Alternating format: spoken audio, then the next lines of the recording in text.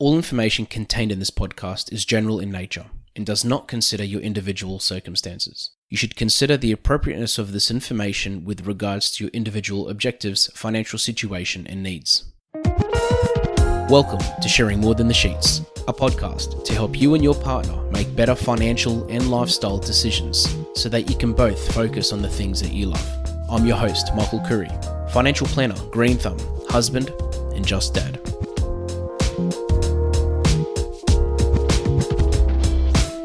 Anybody listening to this episode most likely has superannuation, whether it's something that's actively being managed by a financial advisor, or whether it's something that you've always just had there because it's there and your employer has to pay X amount of your pay into your superannuation account.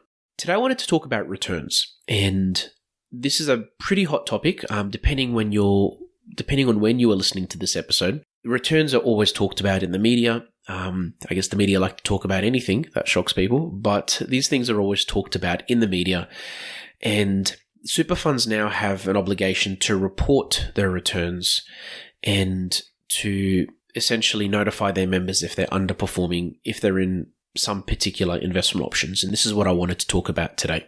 So first of all, just to start at the beginning and to look at what a superannuation return is and why it's important. So your money that's in your superannuation is most likely invested. And when it's invested, it's growing at a certain rate.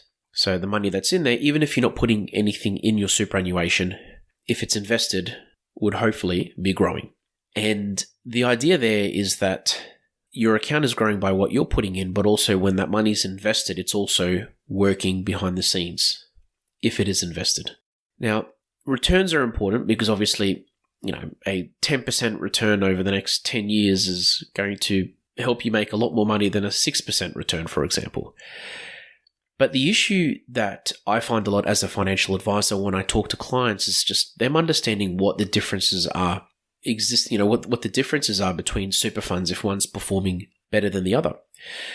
The first thing that I always tell them is to look at the period that's being compared.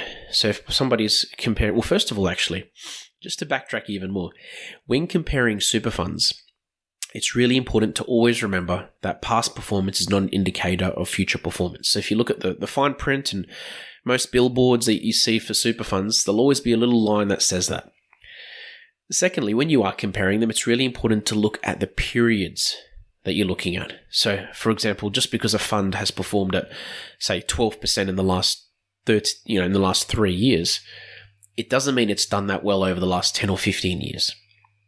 And if you are comparing super fund performance, it is really important to look at the period that's being compared because, as you would know, economies fluctuate and markets go up and down, and there's different, and figures can also be manipulated based on the time period that's being chosen. So when you see a billboard or you hear about someone telling you, "Oh, my super did this much," ask them what the period of that return is. The other thing as well is it's really important to understand that just because a super fund performed at X amount, it doesn't mean that everybody in that super fund had an account that performed at that same amount. Because in your superannuation, in most superannuation accounts, there are more than one investment options. Sometimes there could be 10. Sometimes some funds have about 400 or 500 investment options. So it's really important to know what investment options are being compared and what investment option that you are actually in as well. Because recently the government implemented some changes where superannuation funds that hold MySuper investment options, and just to let you know, MySuper investment options are the default investment options that would be opened up with those accounts if they come under that MySuper group, we'll call it. They recently brought out some rules where these funds now need to report their performance, and this performance needs to be compared, and there's a benchmark now that needs to be met, and if it's not met, or if there are funds that don't perform as well compared to this benchmark, they need to notify their members, and there are a few rules around that. And the media loves this because they'll put something up saying, 13 of Australia's worst performing super funds, and Australians urged to check their super right now if you're with one of these funds. Which is good that the media is making people aware of these issues, don't get me wrong, but it is really important to understand the specifics that these comparisons that you see in the media are normally just the default investment options if it's referring to My Super investment options. So if you have a financial advisor, or if you've actually made changes to your superannuation account, there's a chance that you're not in these My Super options at all. So that's something else to really, really be aware of. And as I said, even just when it comes to, a friend or another person you meet being with the same super fund, just because your super did well doesn't mean theirs did, and vice versa. So knowing that super funds have investment options and understanding what your investment option is really important. And as a financial advisor, we talk to our clients about this all the time, about investment options and why we've recommended a particular investment option and why we haven't recommended that one. And we discuss with our clients the difference between passive and active investing. We talk about fees, the pros and cons of active versus passive investing and the different types of investment options. And, these are things I'd love to get into on another episode. But essentially, the point I'm trying to make is that there are different characteristics to investment options. And more importantly, each person has their own needs and has their own goals. For example, somebody that's in their 20s that has $20,000 in super should most likely invest their money completely different to somebody that's 60 years old and has $500,000 in super. Obviously, that's a very blanket statement. There might be two people that do have their money invested the same way on those two spectrums. But the point I'm trying to make is that a person's goals, their individual circumstance is really important to take into account as a financial advisor. This is when we're talking to them. And it's really important for us to understand what they have at the moment and what may be or may not be suitable for them. And so when you are talking to friends and family and looking at these big headlines in the news and, saying, oh, wow, look at this super fund. It's one of, it's in the top 2 or top 3 worst performing funds. Do understand, first of all, it is important to contact your financial advisor or your super fund to see if you are in one of those options. Because, I'm not saying not to take this report seriously. That's, these figures, I'm not saying not to take them seriously. So do contact your super fund or your financial advisor, but just keep an open mind and confirm and check whether you are actually in that option or not as well. Or whether that fund is, a fund that you want to potentially switch your super to, whether that's an option that you're going to be in or not as well. These podcasts have been brought to you by Better Financial Planning Australia. To book a free 15-minute phone chat, visit betterfinancialplanning.com.au. So if you'd like to use this tool that I'm referring to, it's on the ATO website. It's called Your Super. So one word, Your Super Comparison Tool. And what the tool does is it displays a table of My Super products ranked by fees and net returns. And it is updated quarterly. And it allows you to select and compare in more detail up to 4 My Super products at any time. So there are links to that super fund's website. There's information to help you understand the difference between these funds as far as performance is concerned. But as I said, it is really important to look at it as a big picture because, as I said, all super funds have so many different investment options.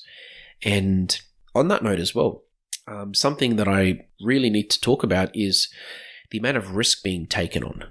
So when you look at many, we'll say, super investment options, they sometimes are called things like balanced, growth, defensive, conservative, moderate, high growth, aggressive. There are all these different options or names. And while the name gives you some indication as to how much risk is being taken, because going back to risk, the higher the risk, the higher the return. And the lower the risk, the lower the return. That's sort of a good rule of thumb to go off when looking at risk. When comparing these funds and looking at these names, while the names give you an indication as to how much risk is being taken, it's also important to understand that it's just a name. For example, I've seen some funds that call themselves balanced funds, and they are nowhere as risky as another fund that's called a balanced fund, for example.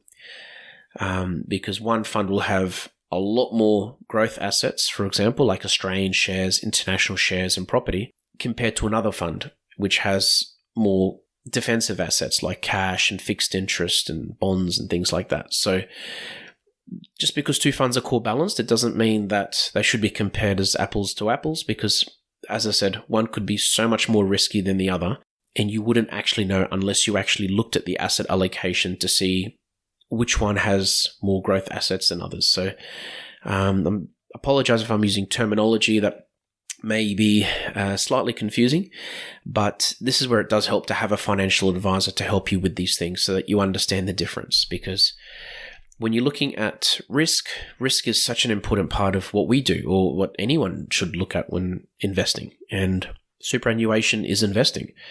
So as a financial advisor, when we meet someone for the first time and we start going through the advice process, one of the things we do is a risk tolerance questionnaire. I mean, every advisor calls it something different, but essentially the idea is to work out how much risk someone A, is comfortable with, and B, how much they're willing to tolerate. Because again, the higher the risk, the higher the return, but also the lower the risk, the lower the return. So everybody wants something that's not risky, but everybody wants to make money. So it's about finding that medium between the two sides.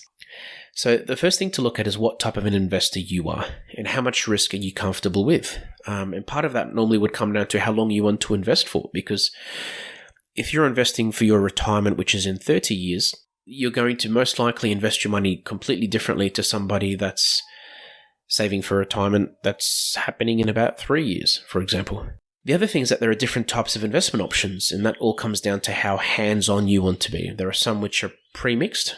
So there's, essentially the fund is already diversified and it's invested in a particular way and it's made to just essentially run itself, you can call it that. You've got DIY mixed or do-it-yourself, where you would select how much you want in all the different asset classes. Like, I want this much in Australian shares, I want this much in international, etc. And then you've got more like, a hands-on approach where, for example, you can invest directly in particular shares, which not all super funds do, but it's an option that not many, but some prefer.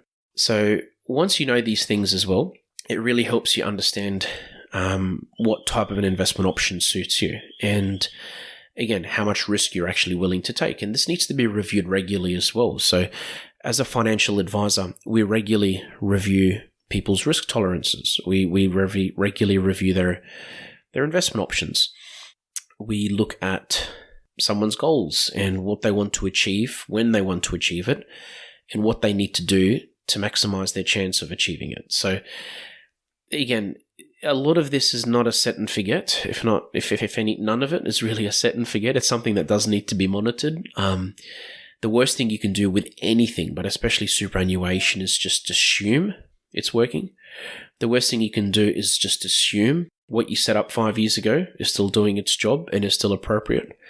And what the worst thing is you can do is just assume that should be right, because there's a chance it won't be, and you won't actually know unless you talk to an advisor or unless you look at these things in proper detail. So there's plenty of this information on the ASIC website, Money Smart, and through the Australian Tax Office.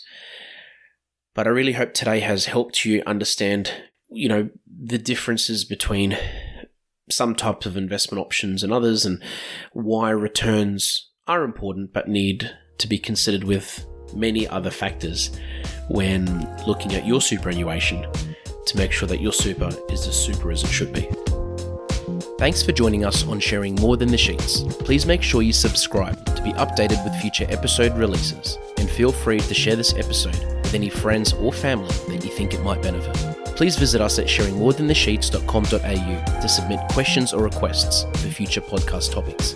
These podcasts have been brought to you by Better Financial Planning Australia. To book a 15-minute phone chat, visit betterfinancialplanning.com.au.